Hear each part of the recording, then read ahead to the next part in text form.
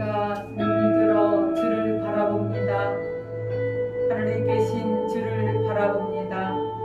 종들의 눈이 그들의 주인의 손을 바라보듯이, 여종의 눈이 여주인의 손을 바라보듯이, 그렇게 우리의 눈이 여호와 우리 하나님을 바라봅니다. 주께서 우리에게 자비를 베푸실 때까지 여호와를 바라봅니다. 우리를 불쌍히 여겨 주소서. 여호와여, 우리를 불쌍히 여겨 주소서. 만일 여호와께서 우리 편이 아니셨다면 어떻게 되었을까? 만약 여호와께서 우리 편이 아니셨다면 원수들이 우리를 공격했을 때, 그들의 분노가 우리를 향해 불타올랐을 때 그들은 우리를 산채로 삼켰을 것입니다. 홍수가 우리를 삼켰을 것입니다. 급류가 우리를 뒤덮었을 것입니다. 넘치는 물들이 우리를 휩쓸어 버렸을 것입니다. 여호와를 찬양하십시오. 그분은 우리의 울타리가 그들의 이에 찢어지지 않게 해 주셨습니다. 우리는 새처럼 사냥꾼의 그물에서 벗어났습니다. 그물은 끊어졌고 우리는 벗어났습니다. 우리의 도움은 여호와의 이름 안에 있습니다. 하늘과 땅을 지으신 그분의 이름 안에 있습니다. 아멘.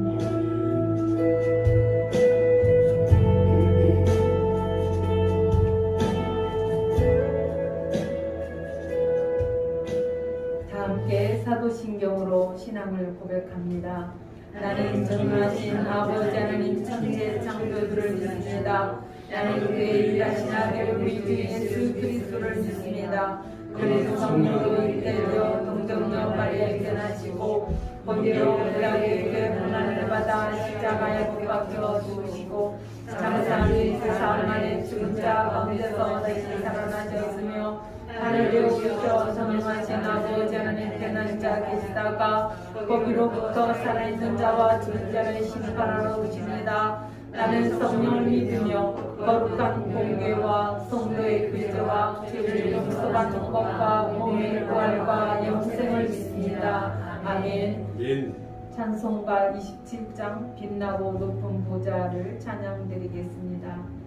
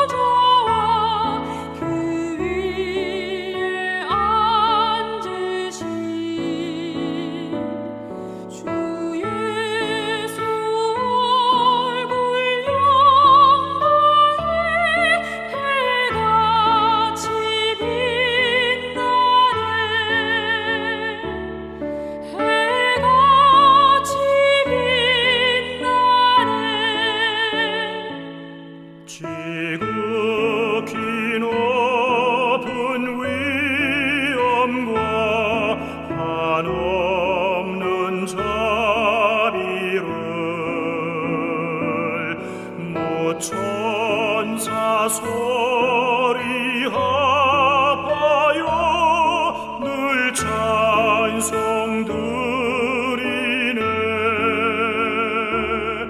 늘 찬송 드리네. 영축을 나를 살리려 그 영광 떠나서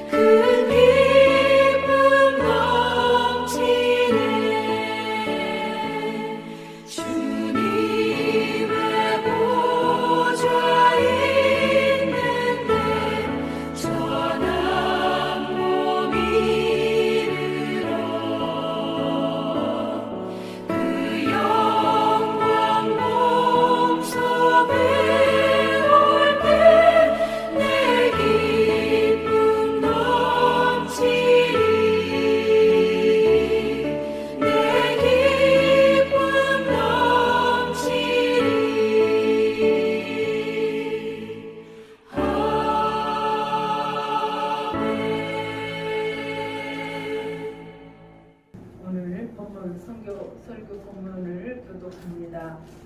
12절부터 22절까지인데요. 15절까지만 교독합니다. 내 하나님 여호와가 내게 명령한 대로 안식일을 지켜 거룩하게 하라.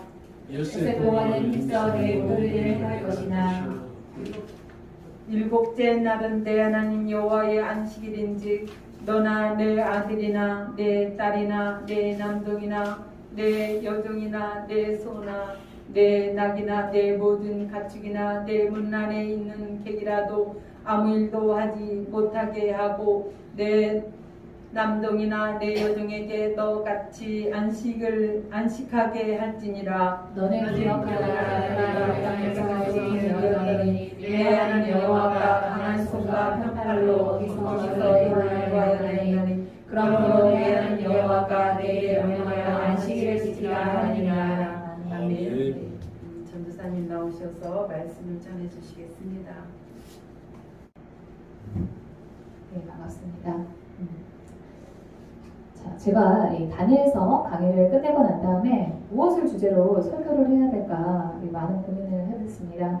제가 이 설교를 준비할 때 주된 고려점이 두 가지가 있는데요. 그것은 첫 번째로 주님이 나에게 어떤 부분을 가지고 말하기를 원하시는가이고요. 두 번째로 우리 성도들의 상황 가운데서 주님이 어떤 점이 변화되기를 현재 시점에서 원하고 계시는가, 그러한 점입니다.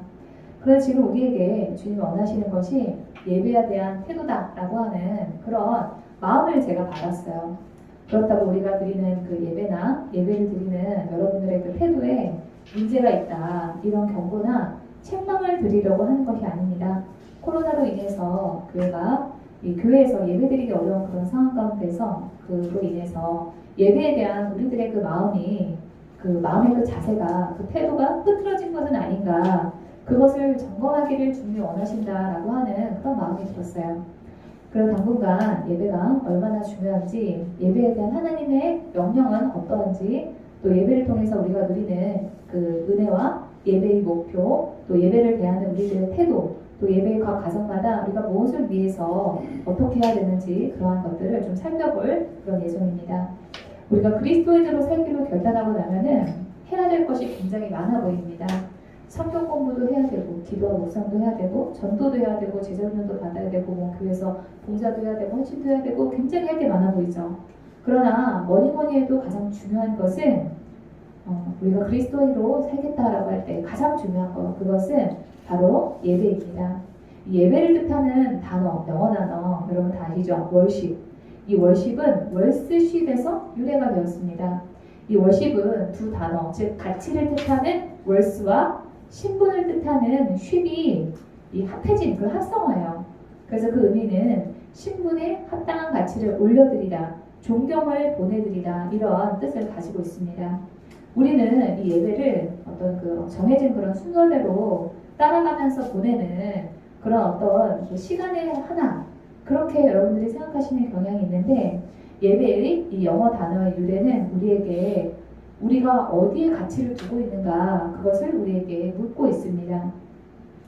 예배는 이렇게 하나님께 최상의 가치를 인정하며 하나님께 합당한 존경과 그런 영광을 돌리는 그러한 일입니다. 그렇기 때문에 예배는 우리의 신앙의 출발점이며, 또 예배에서 선포하는 일이 우리의 신앙 가운데서 가장 핵심에 있다라고 우리가 볼 수가 있습니다. 사실 예배는 인간이라고 하면은 누구나 다 하는 그러한 일입니다. 하나님은 사람을 누군가를 예배하는 그런 존재로 우리를 창조하셨어요.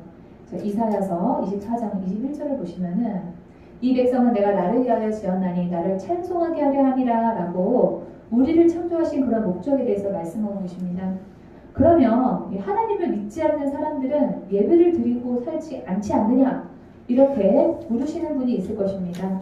불신자들은 하나님이 아니라 사람이나 세상에 속한 것, 돈이나 사람들의 인정, 때로는 자기 자신이나 연예인을 예배합니다.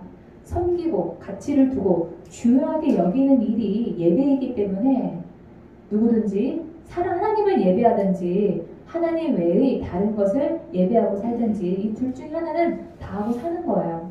그런 점에서 창조주 하나님이 처음에 사람을 만드실 때 계획하신 그대로 그 목적에 맞춰서 우리가 주일에 교회에 나와서 하나님을 예배하는 우리는 얼마나 복받은 사람, 얼마나 참된 진리를 깨달은 그런 지혜로운 사람인지 모릅니다. 기도나 묵상, 전도, 봉사, 헌신과 같은 그런 신앙에 연관된 다른 모든 행위들은 천국에서 계속 하는지 여부가 확실하지 않습니다. 그런데 확실한 것은 우리가 천국에 가서도 예배를 드린다라고 하는 그 사실입니다. 그 이유 첫 번째는 하나님이 원래 우리를 인간을 하나님을 예배하는 그런 존재로 만드셨기 때문에 그렇고요. 두 번째로는 계시록에서 사도 요한이 우리가 천국에서 예배를 드리면서 살 것이다 라고 기록하면서 예고하고 있기 때문입니다. 계시록 4장 10절에서 11절입니다. 24장로는 그 보좌에 앉아 계신 분 앞에 엎드려서 영원 무궁하도록 살아계신 분께 경배드리고 자기의 면류관을 벗어서 보좌 앞에 내놓으면서 우리의 주님이신 하나님, 주님은 영광과 존귀와 권능을 받으시기 합당하신 분이십니다. 주님께서 만물을 창조하셨으며 만물은 주님의 뜻을 따라 생겨났고 또 창조되었기 때문입니다 하고 외쳤습니다 라고 하면서 예배를 드렸다라고 말하고 있습니다. 하나님이 어떤 분인지 간곡해서 하나님을 높일 것이다 라고 우리에게 전하고 있어요. 이것이 바로 예배이고 계시록에서는 우리가 천국에 가서 할 일들 중에 하나가 바로 예배이다 라고 우리에게 분명히 알려주고 있습니다. 천국에 가서도 예배를 드릴 거니까 이 땅에서 예배에 대한 훈련을 잘하고 있자. 여러분에게 제가 이 말씀을 드리려고 이 말씀을 드리는 게 아니에요. 믿지 않는 사람들도 천국이라고 하는 것은 행복한 일만 하는 곳으로 다 믿고 있습니다. 그래서 의무감으로 억지로 해야 되는 일이 예배라고 한다면은 하나님께서 우리가 천국에 가서까지 굳이 예배를 드리도록 하지 않으실 것입니다. 그런데 우리가 천국에 가서도 계속 예배를 드릴 것이다 라고 하는 그 의미는 천국에 가서도 우리가 할 만큼 이 예배는 아주 행복한 일이다 라고 하는 그런 뜻입니다. 그래서 우리는 먼저 이 땅에서 예배를 통해서 행복해지기를 훈련을 해야 되고 경험을 해야만 합니다. 여러분에게 예배는 행복한 일입니까? 아무 긴장감과 기대도 없이 의무감으로 어릴 때부터 주일이면은 예배를 가야 된다라고 했으니까 습관적으로 타성에 젖어서 여러분께서 예배에 오시는 것은 아닙니까? 아니면은 주일에 예배를 드리러 가지 않으면은 혹시 나에게 무슨 나쁜 일이 생기지 않을까? 아니면은 그 반대로 주일에 예배를 드리러 가야지 세상에서 내가 하는 일이 잘 풀릴 것만 같아서 예배를 드리러 나오시는 것은 아닙니까? 진정한 만족과 행복이 예배에 있음을 여러분들이 경험하고 예배를 사모하는 여러분이 되기를 주님의 이름으로 축원합니다. 다시 말씀드리지만 예배를 드리면 행복해집니다. 하나님이 우리더러 하신 모든 그 명령은 전적으로 우리의 유익과 행복을 위해서 하나님께서 우리에게 주신 명령이에요. 성경에서 하나님의 명령을 따르는 사람이 복이 있다라고 말씀하시는 이유는 세상에서 형통한 복을 우리가 받는다라고 하는 그 의미를 뛰어넘어서 우리의 내면이 먼저 행복해지기 때문에 그렇습니다. 어떤 점에서 예배를 드리면 행복해진다라고 제가 말씀을 드리는가? 그것은 이 예배의 의미를 깨닫고 예배에 최선을 다한다라고 하는 전제하에서 예배를 통해서 누리는 그 행복을 한 4가지 정도로 말씀드릴 수가 있습니다. 첫 번째로 우리는 예배를 통해서 하나님을 만나게 돼요. 예배는 하나님과 만나는 시간입니다. 인격적인 이 존재들 간의 그 만남 가운데는 의사소통이 있어요. 우리의 마음을 하나님께 아뢰고 하나님이 우리들의 그 하나님의 음성을 듣고 그 하나님의 마음을 알아가는 시간이 바로 예배입니다. 두 번째로 그 하나님과의 그 단순한 그 만남으로만 그치고 그냥 지나가는 시간이 아니라 그분을 만나게 되면은 우리 마음 가운데 회복이 일어난다 하는 그런 점입니다. 창조주의자, 세상의 운영자이자 이 주권자를 만났는데 아무 일도 일어나지 않는 것이 오히려 이상한 일입니다. 제가 예배를 드리면서 하나님의 음성에 귀를 기울이다 보면은 어쩌면 그렇게도 내가 무슨 고민을 하고 있는지 내 속을 다 아시고 그 문제에 대해서 콕 찍어서 그렇게 말씀해 주시는지 놀랍다는 생각을 한두 번 한 것이 아닙니다. 사람은 예배자로 지으신 창조주 하나님 앞에 설 때에만 궁극적으로 자신의 그 존재와 가치를 발견할 수 있게 됩니다. 그로 인해서 우리의 그 문제를 보는 그런 관점이 달라지고 그 문제를 어떻게 해결해야 되겠다라고 하는 지혜를 얻게 됩니다. 그래서 그 문제로 인한 우리 안에 있는 상처와 불안이 해소되고 기쁜 마음으로 예배를 드리고 갈 수 있게 그렇게 우리 마음이 변화가 됩니다. 그래서 예배를 드리기 전과 예배 드리고 난 후에 우리의 마음 상태가 달라지는 거예요. 우리의 마음이 새롭게 됩니다. 세 번째로 우리가 예배를 통해서 다시 세상을 살아갈 수 있는 희망과 힘을 얻게 됩니다. 세상에서 유명하거나 힘을 가진 그런 존재를 우리가 만나도 우리는 희망을 발견하고 힘을 얻게 됩니다. 그런데 예배는 우주의 창조자 되시고 운영자 되시는 그 하나님을 만나는 시간이에요. 그 시간을 통해서 우리는 하나님의 무한한 능력을 깨닫게 되고 우리의 제한된 능력으로 이 세상을 사는 것이 아니라 하나님의 무한한 능력에 의지해서 산다라고 하는 확신을 우리가 예배를 통해서 가질 수가 있기 때문에 새 힘이 나는 것입니다. 이 점은 반대로 우리의 예배가 약해지면 우리의 삶이 약해진다라고 하는 그런 뜻이 있습니다. 사람은 하나님이라고 하는 그런 존재를 통해서만 올바른 공급을 받도록 지어졌어요. 그래서 우리가 예배를 드리지 않으면은 그러한 영적인 공급이 끊어지기 때문에 세상살이에서 오는 부정적인 생각과 스트레스가 감당이 되지 않습니다. 그로 인해 여유를 잃어버려서 인간관계에 문제가 생기고 그 결과 고립과 외로움 가운데 우리가 살아가게 됩니다. 당장 예배를 드려도 아무 문제가 없다라고 하는 그런 사람은 영이 죽은 사람이라 무감각하기 때문에 느끼지 못하는 것입니다. 네 번째로 우리는 결과적으로 예배를 통해서 우리의 인생이 변화됩니다. 하나님과 우리가 만난다라고 하는 것은 내가 변화된다는 것을 뜻해요. 하나님과의 만남과 그 말씀을 통해서 세상을 보는 관점과 태도가 달라지게 됩니다. 우리가 이 세상에서도 존경하는 사람을 만나고 나면은 그 사람을 닮고 싶어집니다. 그래서 마찬가지로 우리가 하나님을 만나게 되면은 하나님의 그 사랑과 자비, 인내, 그러한 하나님의 성품을 우리가 담고 싶어지게 됩니다. 그런데 우리가 예배를 마치고 난 다음에 하나님을 닮고 싶다, 예수님처럼 내가 살고 싶다라고 하는 그런 열망이 없다면 그 예배는 실패한 예배의 가능성이 아주 높습니다. 예배 때문에 인생이 변화된 예는 이 가인과 아벨의 삶을 통해서 우리가 볼 수가 있습니다. 창세기에 처음 나오는 예배는 가인과 아벨이 드렸던 예배입니다. 아담의 첫째 아들 가인과 둘째 아들 아벨은 각자의 소산물로 헌물을 드리면서 하나님께 예배를 드렸는데 하나님께서 아벨의 예배는 받으셨지만 가인의 예배는 받지 않으셨습니다. 4장 5절 보겠습니다. 가인과 그가 바친 예물은 반기지 않으셨다. 그래서 가인은 몹시 화가 나서 얼굴빛이 달라졌다. 이 예배에 실패한 가인은 마음의 평안이 깨졌기 때문에 얼굴빛이 달라진 거죠. 그리고 그 결과 동생을 죽이기까지 했습니다. 스트레스가 감당이 안 돼서 부정적인 생각이 감당이 되지 않아서 다른 사람에게 화풀이하고 다른 사람과의 그런 관계가 파괴되었다라고 하는 그런 뜻입니다. 가인과 반대로 아벨은 하나님께 온전히 드린 그 예배 때문에 하나님에게 의인이다라고 하는 그런 인정을 받았습니다. 히브리서 11장 4절 보겠습니다. 믿음으로 아벨은 가인보다 더 나은 제물을 하나님께 드렸습니다. 이런 제물을 드림으로써 그는 의인이라는 증언을 받았으니 하나님께서 그의 예물에 대하여 증언하여 주신 것입니다. 그는 죽었지만 이 믿음으로 말미암아 아직도 말하고 있습니다. 예배를 어떻게 드렸느냐, 그것 때문에 가인은 인류 최초의 살인자가 되었고 아벨은 인류 최초로 의인이라고 하나님의 인정을 받는 그런 사람이 되었습니다. 우리가 예배를 어떻게 드리느냐 하는 그 여부로 우리의 삶이 하나님 앞에서 규정된다라고 하는 그 사실을 보여주는 그런 예입니다. 그 외에도 아브라함은 아들 이삭을 모리아산에서 제물로 바치는 그런 예배를 통해서 큰 민족과 그런 큰 복을 받을 것이다 라고 하는 그런 약속을 받았습니다. 창세기 22장 15절에서 18절입니다. 주님의 천사 하늘에서 두 번째로 아브라함을 불러 말하였다. 주님의 말씀이다. 내가 친히 맹세한다. 내가 이렇게 너의 아들까지 너의 외아들까지 아끼지 않았으니 내가 반드시 너에게 큰 복을 주며 너의 자손이 크게 불어나서 하늘의 별처럼 바닷가의 모래처럼 많아지게 하겠다.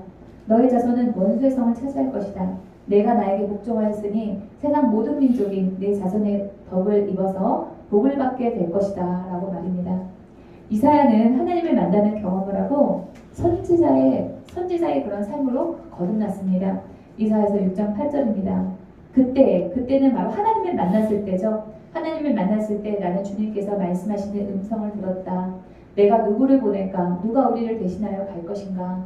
내가 아뢰었다. 이사야가 말하죠. 제가 여기 있습니다. 저를 선지자로 보내주십시오 라고 이사야가 말했습니다.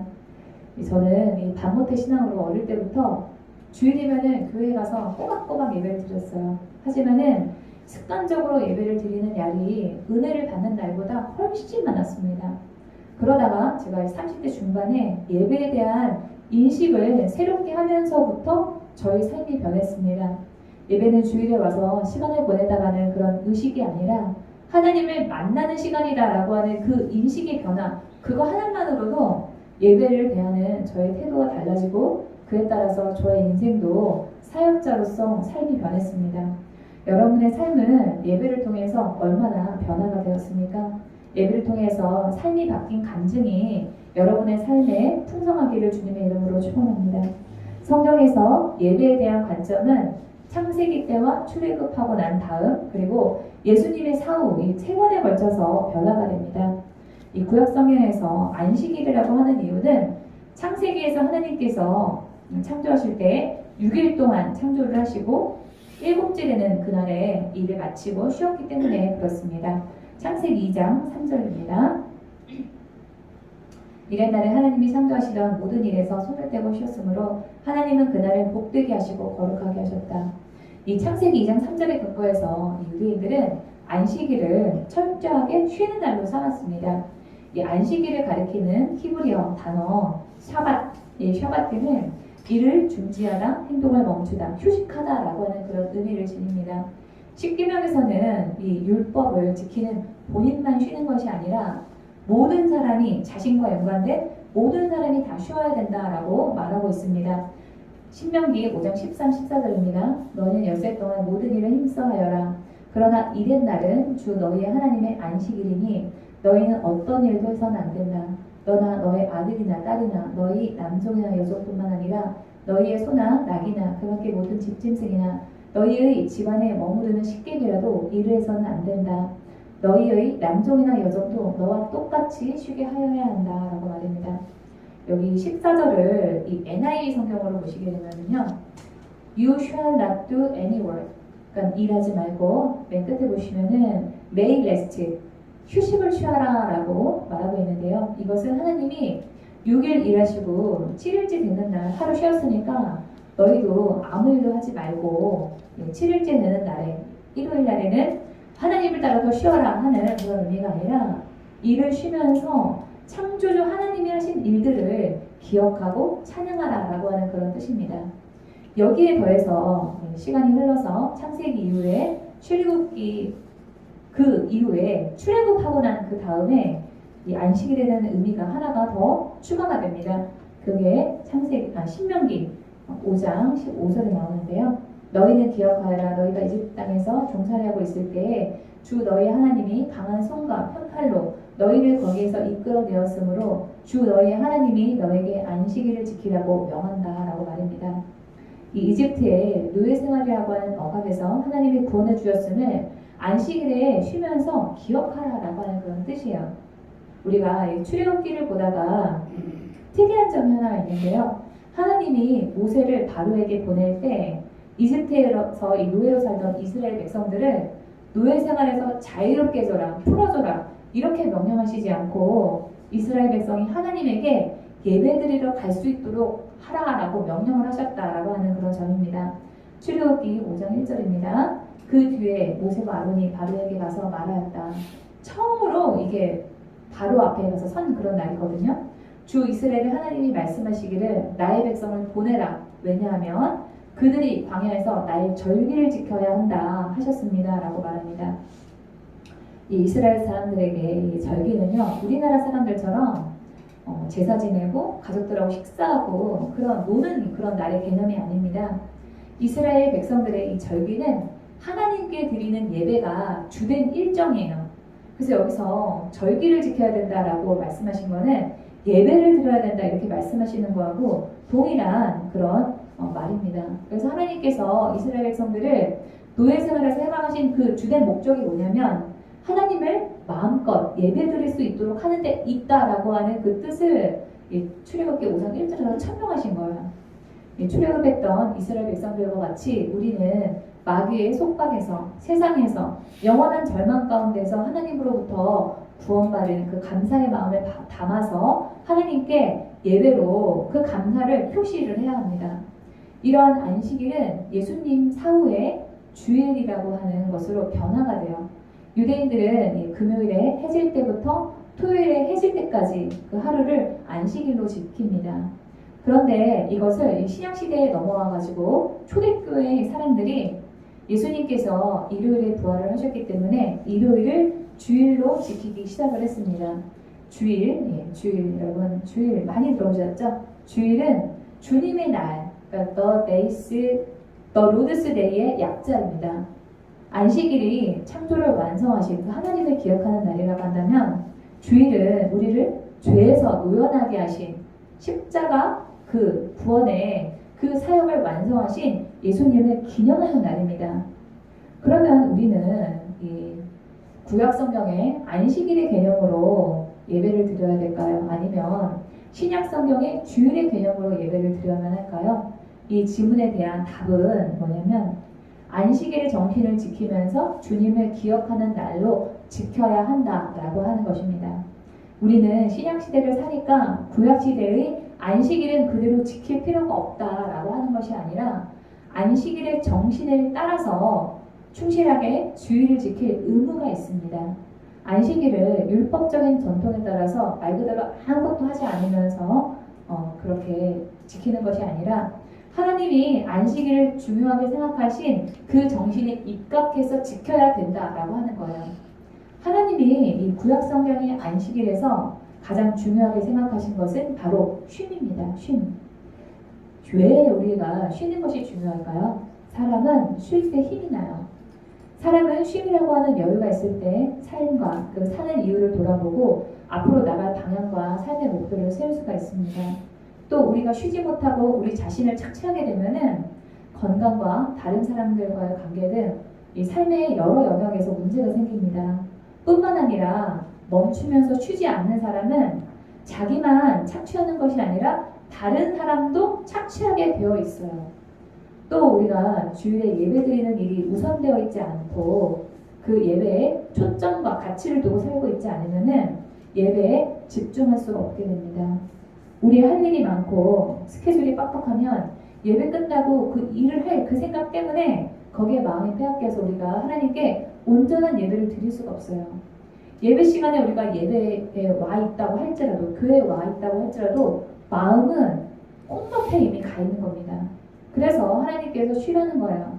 다른 일은 복잡한 일, 그런 우리가 해야 되는 그런 일들은 하나님께 온전히 맡기고 예배를 드리는 일에 우선순위를 두라는 그런 뜻에 예배에 집중하라는 그것이 바로 쉬라고 하는 그 명령이 담겨 있습니다.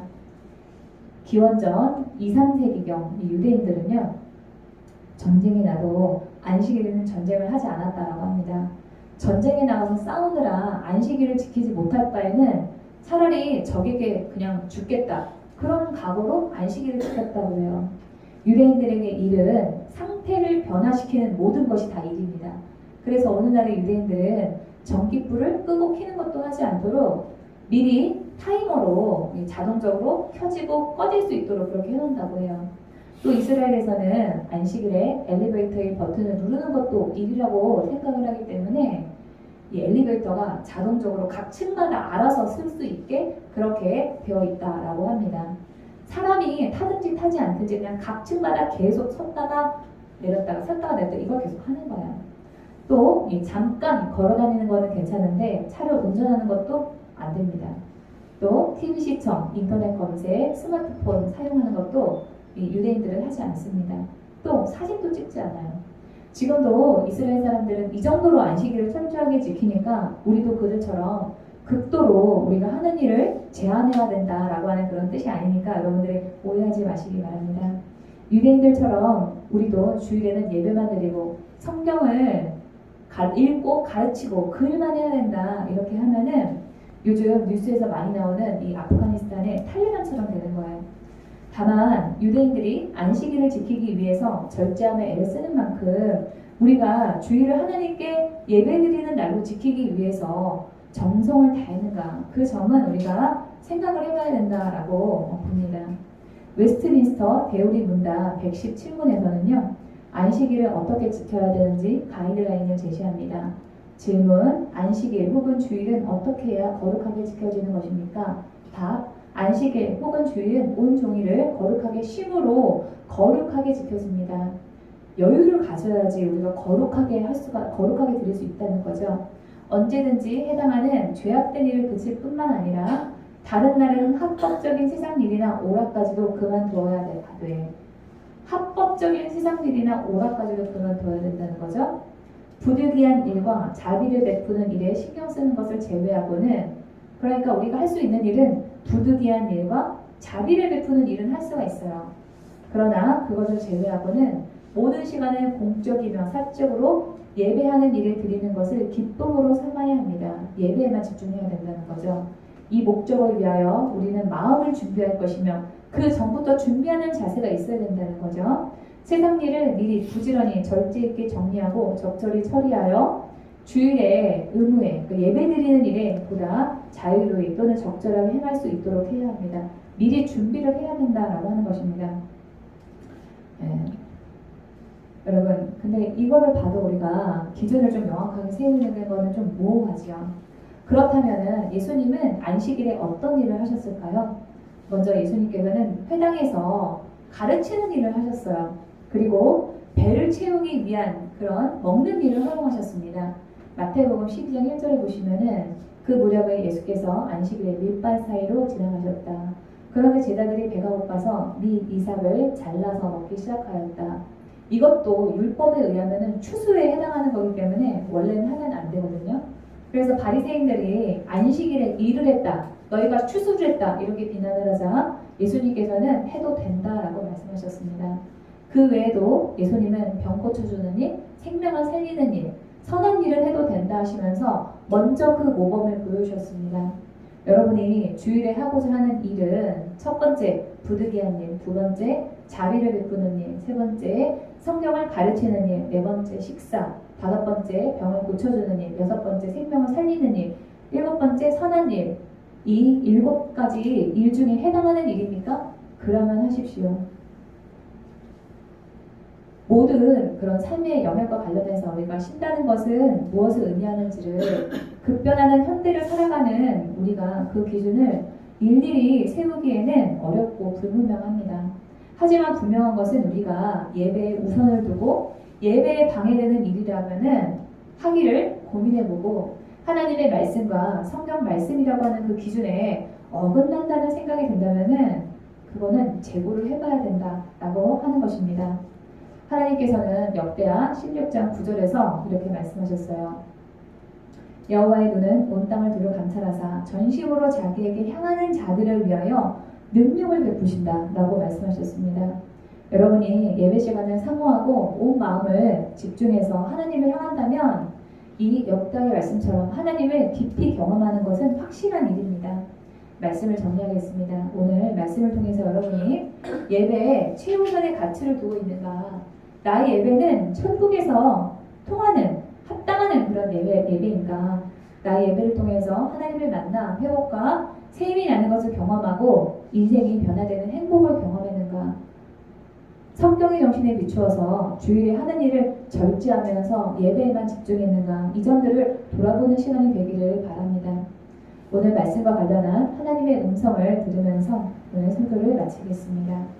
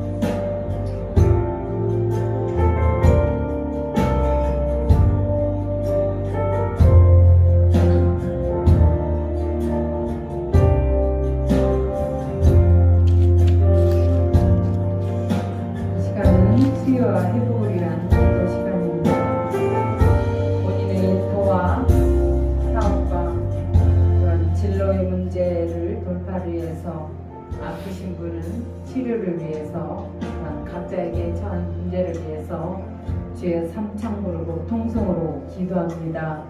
주여 주여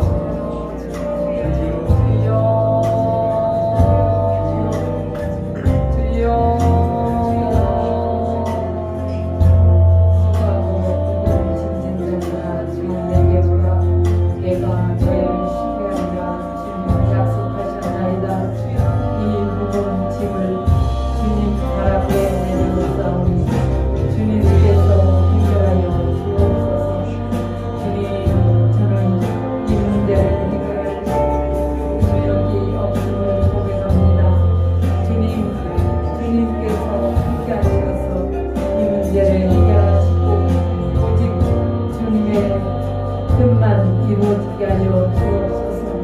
주님, 이 문제를 가지고 작정하며 기도하기를 원합니다.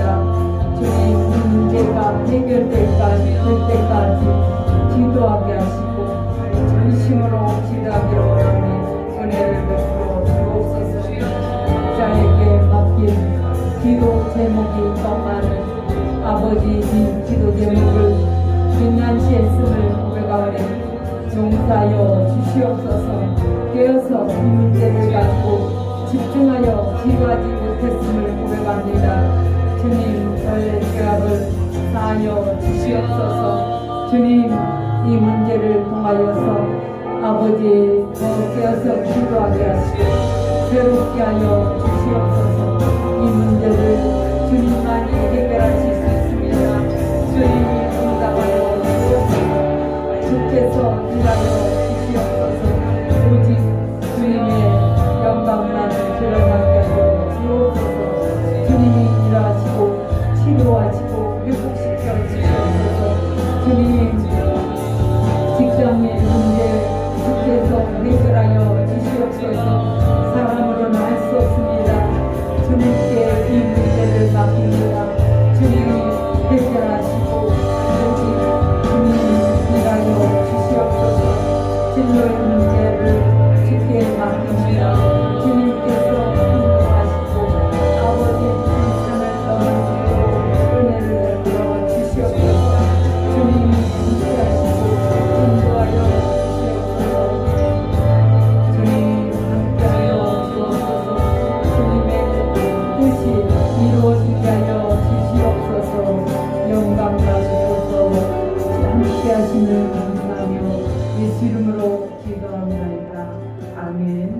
질병이 있으신 분은 아픈 부위에 손을 얹으시고 지혜를 받기 원하시는 분은 머리에 손을 얹고 함께 기도하시고요. 가지고 온 문제나 마음이 상하신 분이 주님 앞에 위로받기 원하시면 그 가슴에 손을 얹고 기도합니다. 주님, 주님께서 함께하여 주옵소서. 가지고 온 문제가 있습니다. 나 여호와는 치료하느니라. 주님이 분명히 약속하셨습니다. 내 이름을 경외하는 너희에게는 은혜가 떠올라서 지라는 강선을 바라리니 너희가 나가서 외양간에서 나온 송아지같이 기뻐 뛰리라 약속하셨나이다. 그 약속대로 기뻐하며 즐거워할 수 있도록 아픔을 치료하여 주옵소서. 예수께서 채찍에 맞음으로 너희가 나음을 입었나니 나의 질병과는 상관이 없다. 이 더러운 영은 질병을 가져다 주는 악한 영은 예수 이름으로 떠나갈지어다. 예수 이름으로 명한다. 이 더러운 영, 질병을 가져다 주고 고통스럽게 하는 악한 영은 예수 이름으로 분리되어 떠나갈지어다. 예수 이름으로 떠나가고 다시는 들어오지 말지어다.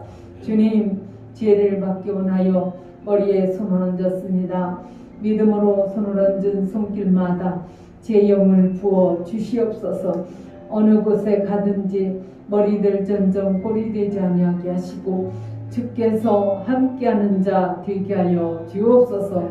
주님, 마음에 상한 자 위로받기를 원하오니 은혜를 베풀어 주옵소서. 문제 가지고 온 것마다 응답하시고 치료하시고 회복시켜 주옵소서. 주님, 일하심을 믿습니다. 주님의 뜻이 선하게 이루어지게 하여 주옵소서.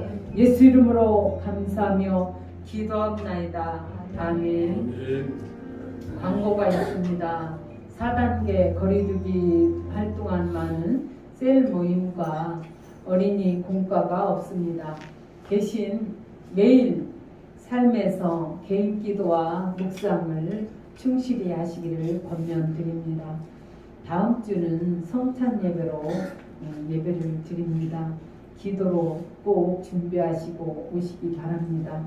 찬송가 42장 거룩한 주님께를 찬양 드리면서 준비한 예물을 드리도록 하겠습니다.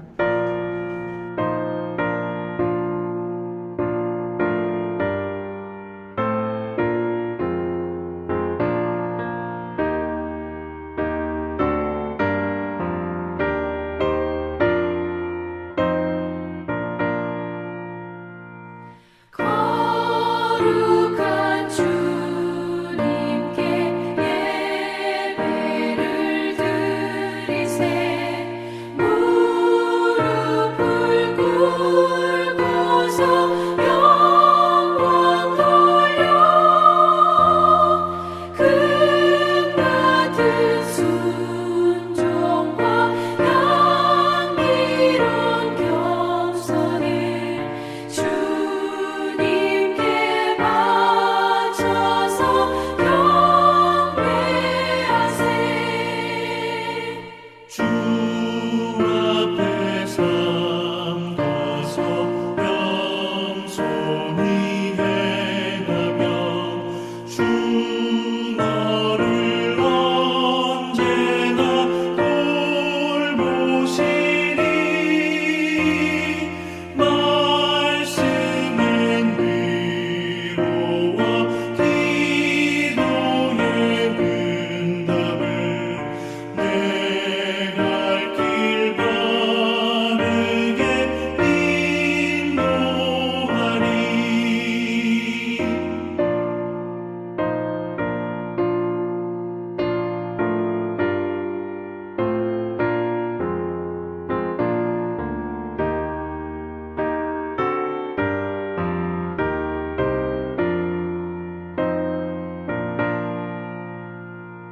주 앞에 설 때에 두려워 말아라. 가난한 우리를 도우시리. 보배로운 진리와 온유한 사랑을 주님께 다 바친 귀한 예물. 떨면서 바치는 이 작은 예물도 주님은 귀하게 받으시리. 어두운 밤 지나고 새 아침 맞으니 믿음과 소망을 늘 주시니.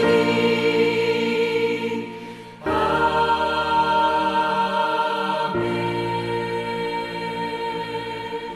주님께 드린 예물을 위해서 기도합니다. 주님께 드리는 예배의 의미와 가치를 깨닫게 하여 주옵소서. 우리를 예배자로 부르신 그 부르심에 충실하기를 원합니다. 타성에 젖어 습관적으로 예배를 드리는 것이 아니라 예배를 통하여 하나님을 깊이 만나고 삶이 변화되게 하여 주옵소서. 예배에 집중하기 위하여 우리의 일을 분별하고 절제할 수 있는 결단도 부어 주옵소서. 그렇게 함으로 우리의 예배가 하나님의 마음에 합당한 예배가 되기를 원합니다. 천지에 있는 것이 다 주의 것이며 부와 부귀와 존귀도 주님께로부터 나오고 주님께서 만물을 다스리시며 주님의 손에 권세와 능력이 있으니 사람이 위대하고 강하게 되는 것도 주님의 손에 달려 있습니다. 그 믿음을 고백하는 마음으로 예배에 전념하게 하여 주옵소서. 특별히 아버지, 저희들에게 온전한 10의 1조와 감사의 물과 주일한 물을 주께 드렸나이다. 주님 연락하여 주옵소서. 기쁨으로 드리는 귀한 헌금을 주님께서 받으시고 축복을 우리의 삶과 또한 가정과 하는 일에 부어 주시옵소서. 예수 이름으로 감사하며 기도합나이다. 아멘.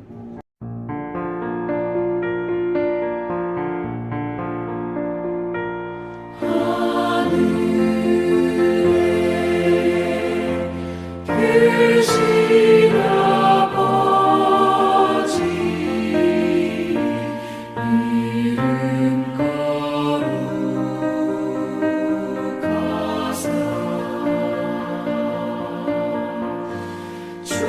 주님 나라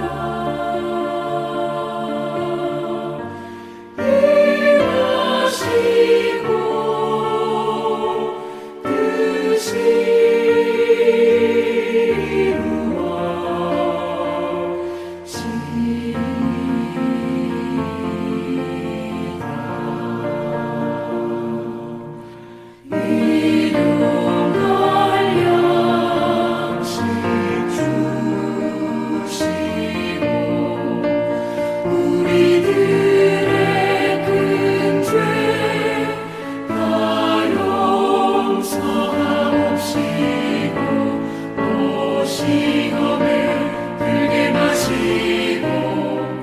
뜻이